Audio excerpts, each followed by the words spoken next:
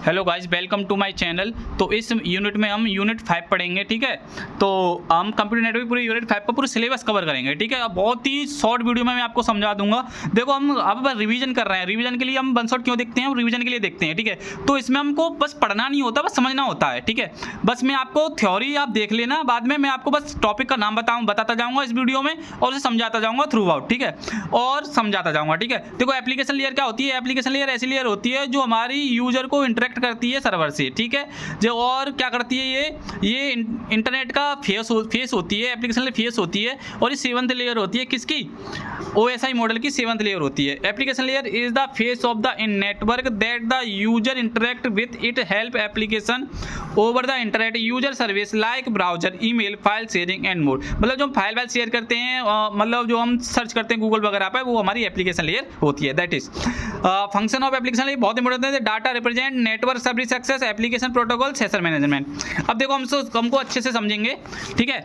तो देखो, data represent क्या कहता है? डाटा रिप्रेजेंट शॉर्टकट में देखो हम समझाएंगे आपको। डाटा रिप्रेजेंट आपको दिख रहा है ना प्रॉपर्ली? ठीक है। डाटा रिप्रेजेंट एक ऐसी लेयर होती है जो डाटा को रीडेबल बनाती है। मतलब ऐसी लेयर जो डाटा को, मतलब डाटा रिप्रेजेंट का मतलब होता है जो डाटा को हम अच्छे से पढ़ सकते हैं रीडेबल फॉर्म में, इंक्लूड ट्रांसमिट, मतलब उसमें कंप्रेंशन, इंक्रिप्शन और ट्रांजेक्शन इंक्लूड होता है, ठीक है। इस डायग्राम देख लेना, बहुत अच्छा डायग्राम बनाया है। Network service access, network service access क्या कहती है? जो इनेबल कम्युनिकेशन और नेटवर्क को जोड़ती है, ठीक है।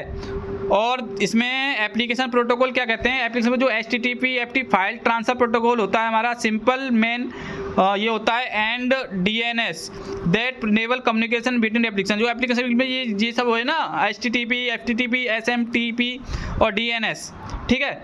तो यही हमारा क्या होता है? Application protocol. अब ये हमारा आएगा सेशन मैनेजमेंट। तो सेशन मैनेजमेंट में क्या होता है? जो हमारा मॉनिटरिंग होती है, मेंटेनेंस होता है और कम्युनिकेशन सेशन बिटवीन एप्लीकेशन, ये सब हमारा क्या होता है? देखो, यहाँ हैंड चेकिंग हो रही है, थर्ड पार्टी हो रहा है, ये सब हमारा क्या होता है? ये हमारा सेशन मैनेजमेंट होता है। अदर फंक्शन क्या होते हैं? Provide user interface to network service.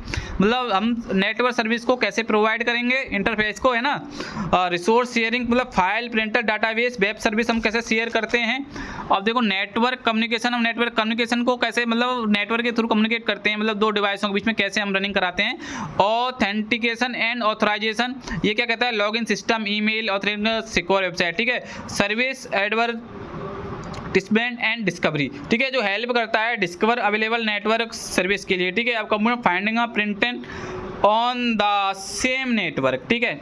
अब हम पढ़ेंगे common application protocol. HTTP protocol क्या कहता है? हाइपर टेक्स्ट ट्रांसफर प्रोटोकॉल, ठीक है। तो HTTP प्रोटोकॉल कहता है transfer web page between browser and server. मतलब जो वेब पेज को ब्राउजर एंड सर्वर के बीच में क्या करता है? वो वेब पेज के बीच में क्या करता है? ब्राउजर एंड सर्वर जो वेब पेज को ट्रांसफर करता है, ब्राउजर सर्विस के बीच में ट्रांसफर करता है। मतलब हमने एक वेबसाइट को विजिट करना चाहते हैं, हमने एक रिक्वेस्ट भेजी, वहाँ से हमें HTML पेज रिटर्न हुआ और डिस्प्ले पर हमारे ब्राउजर पर हमारी वेबसाइट दिख गई, ठीक है। It is the main protocol use in world wide, ठीक है। ये तो आप देख रहे हो, देखो डायग्राम देख लेना। क्लाइंट है, सर्वर है, ठीक है। रिक्वेस्ट भेजी, रेस्पॉन्स आया, ये TCP कनेक्शंस, ठीक है। अब बाय इट HTTP कॉल्ड अब आपको साफ दिख रहा होगा, अब है ना थोड़ा सा। Why is HTTP called a stateless protocol. मतलब हमें क्यों इंपॉर्टेंट है, इसलिए मैं आपको बताऊंगा स्टेप बाय स्टेप हमें इंपॉर्टेंट क्यों है, ठीक है। क्योंकि यह कोई भी रिक्वेस्ट जो हमने प्रीवियस रिक्वेस्ट को स्टोर में नहीं रखता। मतलब हमको कोई रिक्वेस्ट भेजनी होती है ना, तो वो रिक्वेस्ट नई ऐड करता है। मतलब हमने पहले कोई डाटा सर्च किया, तो डाटा सर्च के बाद वो डाटा डिलीट हो जाता है, ठीक है। हमको नई रिक्वेस्ट हम भेजेंगे तो नया रिक्वेस्ट पर ही हमारा वो वर्क करता है, ठीक है। अब इलेक्ट्रॉनिक मेल क्या होता है? जो इलेक्ट्रॉनिक मेल क्या होता है? जो नेटवर्क के थ्रू हम जो मेल करते हैं ना, जो नेटवर्क के थ्रू हम जो मेल करते हैं उसे हम क्या कहते हैं? इलेक्ट्रॉनिक मेल, ठीक है। अब देखो, जो email is a way to send message using the internet. मतलब इंटरनेट के थ्रू जो हम मैसेज सेंड करते हैं वो हमारा क्या कहलाता है? वो हमारा कहलाता है इलेक्ट्रॉनिक मेल। एंड अब इसके हियर और are the basic of email, इसके बेसिक क्या क्या होते हैं ये पढ़ेंगे हम। एन ईमेल एड्रेस होता है, एन ईमेल क्लाइंट होता है, और हमारा एन ईमेल सर्वर होता है। और ये हमारा ईमेल आर्किटेक्चर क्या क्या होता है, यूजर एजेंट होता है, क्या होता है ये हमारा यूजर एजेंट होता है, और हमारा क्या होता है मेल ट्रांसफ़र एजेंट होता है, और हमारा क्या होता है man deliver sorry for that man mail delivery agent, MDA the local postman. ठीक है, ये क्या होता है भाई, इसे ये थोड़ा इंपॉर्टेंट लग रहा है, इसे समझा देता हूँ। It receives the email and put into the receiver's inbox. ठीक है, यूज हमने कोई मतलब ये वाला मैटर है, हमने कोई फ्रेंड को मैसेज भेजना है, वो फ्रेंड क्या करेगा, वो मैसेज को लिखेगा, फिर हमें सेंड करेगा, उसका नाम टेक्स्ट करेगा, एड्रेस डालेगा, सेंड करेगा, वो एक इनबॉक्स में आएगा, वही पूरा प्रोसेस है ये इसका। ठीक है, अब ईमेल प्रोटोकॉल क्या होता है, SMTP मतलब सिंपल मेल ट्रांसफर प्रोटोकॉल क्या कहता है, सेंड जी हमारा कंप्यूटर के बीच में सर्वर है ना, from your computer to the server. ठीक है, पोस्टमैन की तरह कार्य करता है। ठीक है, सेंडिंग ईमेल भेजता है, क्या करता है सेंडिंग ईमेल। अब जब POP3 क्या होता है, पोस्ट ऑफिस प्रोटोकॉल सर्विस मतलब फॉर रिसीविंग, मतलब रिसीविंग के लिए हम इसे यूज़ करते हैं। IMAP interact message access protocol क्या होता है, यूज टू रिसीव ईमेल्स, जो मेल को रिसीव करता है, डाउनलोड करता है, डिलीट करता है, डिलीवर करता है, ये सब उसके IMAP के अंतर्गत आते हैं। ठीक है, तो अभी नेक्स्ट हमारा क्या है, थोड़ा इंपॉर्टेंट है, से पढ़ लेना अच्छे से। MIME मतलब मल्टीपर्पज इंटरनेट मेल एक्सटेंशन क्या कहता है, जिसके अंतर्गत हम इमेज, डॉक्यूमेंट्स, ऑडियो, वीडियो और अटैच ऑफ मैनी टाइप्स आदि भेज सकते हैं ना, वो हमारा क्या कहता है, वो हमारा MIME कहलाता है। क्या ठीक है, अब ये हमारा FTP फाइल ट्रांसफ़र प्रोटोकॉल। ठीक है, फाइल ट्रांसफ़र प्रोटोकॉल क्या कहता है, फाइल ट्रांसफ़र प्रोटोकॉल एक ऐसा ट्रांसफ़र प्रोटोकॉल होता है जो फाइल को ट्रांसफ़र करता है। ठीक है, देखो उसमें लिख रहा होगा एप्रीजा protocol use to send and receive files between computer over a network of a network और द इंटरनेट, मतलब इंटरनेट के थ्रू एक फाइल को सेंड करना, रिसीव करना, क्या कहलाता है हमारा FTP। ठीक है, क्या क्या कर सकता है, अपलोड फाइल करता है, डाउनलोड फाइल कर सकता है, डिलीट फाइल कर सकता है, और रीनेम कर सकता है, क्या कर सकता है किसका, फाइल का। ठीक है, हाउ FTP वर्क कैसे वर्क करती है, क्लाइंट को कनेक्ट करती है, user log in user name and password मतलब उसे पासवर्ड डालती है, और फाइल आर अपलोड और डाउनलोड करती है, अपलोड करती है। ठीक है, सिंपल। अब हम पढ़ेंगे, क्या पढ़ेंगे हम, अब पढ़ेंगे हम TFTP trivial file transfer protocol.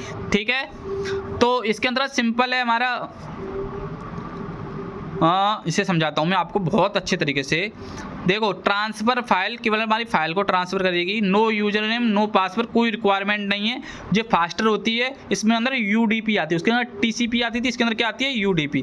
ठीक है, connection mode, active versus passive voice मतलब उसके फाइल कनेक्शन मोड इंपॉर्टेंट है, एक्टिव होता है एक पैसिव। फाइल के कितने मोड होते हैं, 2 मोड होते हैं, एक्टिव पैसिव। ऐसे हम पढ़ेंगे। देखो, एक्टिव क्या होता है, सर्वर और क्लाइंट बैक करता है क्लाइंट को, कितने सर्वर कनेक्ट है वो बैक करता है क्लाइंट को, फ्रेंडली नहीं होता है, और फायरवॉल इशू होता है इसके अंदर। ठीक है, एक्टिव के अंदर, और सर्वर इनिशिएट डाटा कनेक्शन होता है, और ये हमारा ओल्डर मेथड होता है। ठीक है, पैसिव मोड क्या कहता है, client connect to the server for data, ये हमारा better with firewall and NAT fire, और ये फायरवॉल के हमारा फ्रेंडली होता है, क्लाइंट इनिशिएट डाटा कनेक्ट होता है, मोस्ट कॉमनली यूज टुडे। ठीक है, अब इसके अंदर हम पढ़ेंगे सिंपल। नेक्स्ट टॉपिक है हमारा SNMP मतलब सिंपल नेटवर्क मैनेजमेंट प्रोटोकॉल।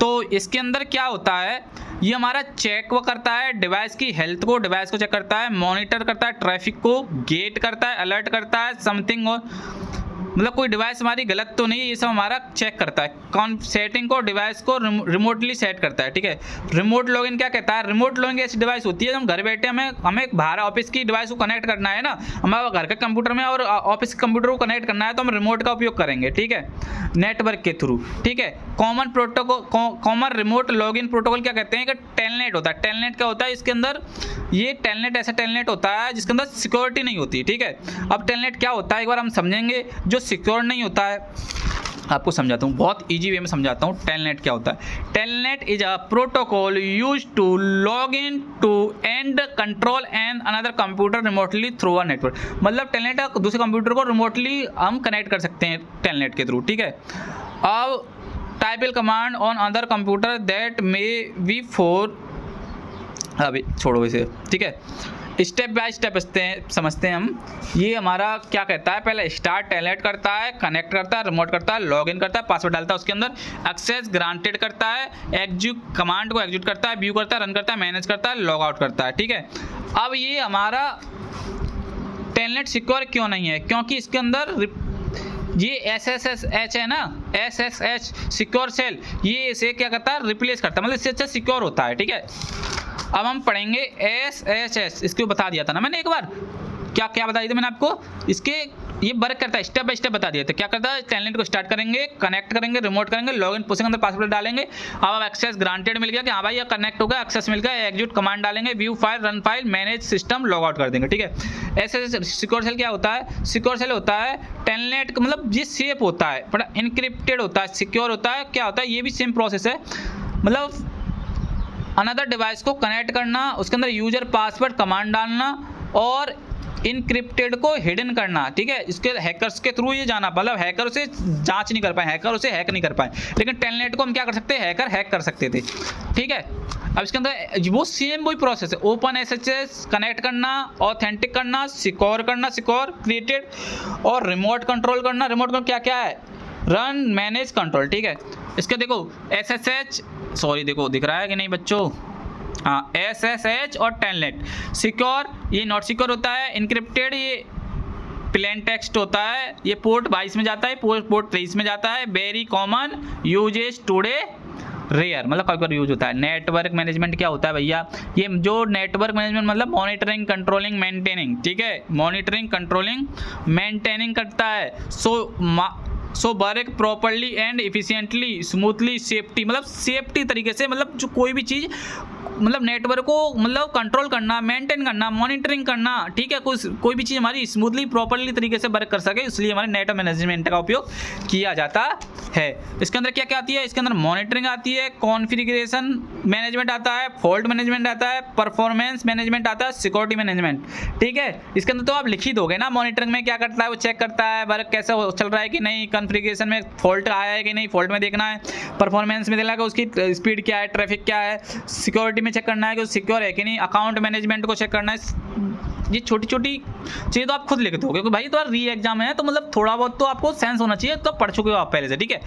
तो अब हम बताएंगे आपको क्रिप्टोग्राफी क्या होती है। क्रिप्टोग्राफी एक बार पढ़ेंगे। Cryptography is the method of protecting information by converting it into secret code so that only the intended person can read, मतलब जो पर्सन जांच करना चाहता है, जो पर्सन ऑथेंटिक होता है, वही पर्सन उस कोड को देख के थ्रू हमारा मतलब जो डाटा है, डाटा को जांच कर सकता है, डाटा को रीड कर सकता है, मतलब उसके अंदर की का उपयोग करेंगे, ठीक है। एक प्राइवेट की होती है, एक पब्लिक की होती है, ठीक है।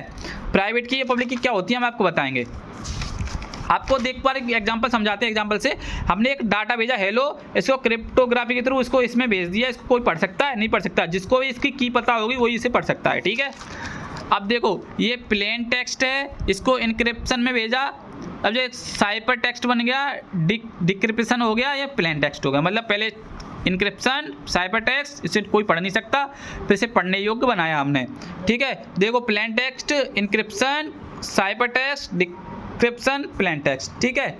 आप देखो उसकी दो की होती हैं, एक होती है सिमेंटिक की, मतलब ये दो टाइप का होता है, सिमेंटिक की, क्रिप्टोग्राफी सेम की, मतलब उसके अंदर क्या होता है, छोटी सी डेफिनेशन समझा दूँ, डायग्राम तो समझा दूंगा, ठीक है। मतलब कोई हमने सेंडर ने डाटा भेजा, तो जो रिसीवर है ना, उसको जो भेजने वाले पास भी सेम की होगी, इनक्रिप्शन वाली और डिक्रिप्शन वाली भी सेम की होगी, ठीक है, समझ में आया। उसे हम क्या कहते हैं, सीमेंटिक की।